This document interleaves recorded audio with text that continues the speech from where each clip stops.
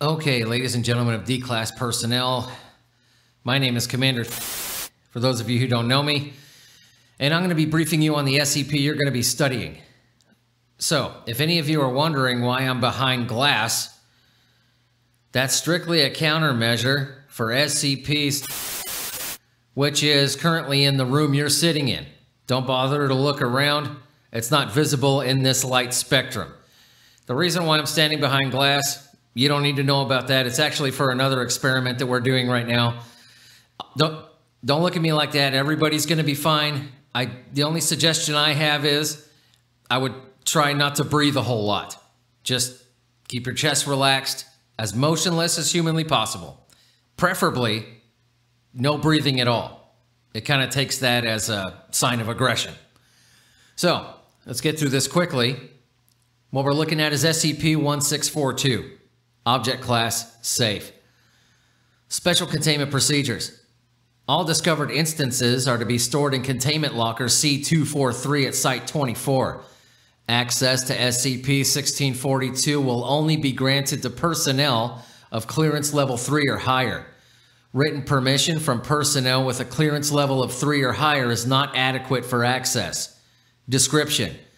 SCP-1642 is a collection of 500 milligram chewable tablets. These tablets vary in color and flavor, however, their effect remains the same. SCP-1642 come in packets of 6 and are contained in a sleeve.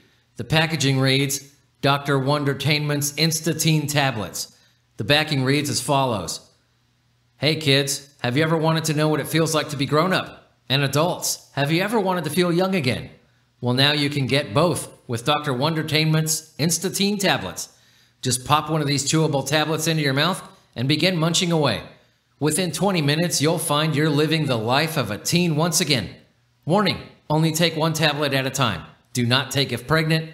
Dr. Wondertainment is not responsible for any existential crisis or loss of life that may occur. Now, when ingested by either a person of age 20 or older, or a child 14 or younger, the subject will undergo a quick transformation into a stage of late pubescence, approximately 18 or 19 years of age. How this process occurs is not understood. However, the change is extensive. Fat is moved to the lips and buttocks, bones become less brittle, muscles become more toned, and hair is regrown. Analysis of blood samples has shown that the hormone levels are typical of a late pubescent. These changes will revert within 12 hours. Taking more than one tablet results in additional changes to areas of the brain connected with aging and maturity, as well as the hypothalamus and pituitary glands. Typically, these will cause anxiety attacks, an uncontrollable libido, mental disorders involving self-image, immature or reckless behavior, and the appearance of other physical diseases associated with puberty such as acne vulgaris. The severity of these symptoms is directly correlated to the amount of the overdose, with subjects ingesting 4 or more tablets becoming comatose due to extensive brain damage.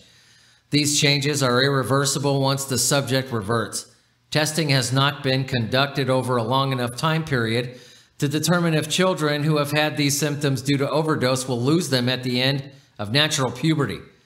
Pregnant women ingesting SCP-1642 will experience its effects. However, the fetus will be affected by SCP-1642. This will inevitably cause the death of the mother, and the fetus rapidly expands. Once the fetus has become a late pubescent teen, it will remain alive until it ceases to be affected by SCP-1642, at which point, naturally, it'll die. Note, however, that while in its late teen state, the fetus is not mentally developed and will behave as such. Cross-testing between several different temporal-based anomalies is currently pending the approval of the Site-24 director. These include, but are not limited to, SCP-559, 983, and SCP-1080. All right, ladies and gentlemen, that was SCP-1642. You are dismissed.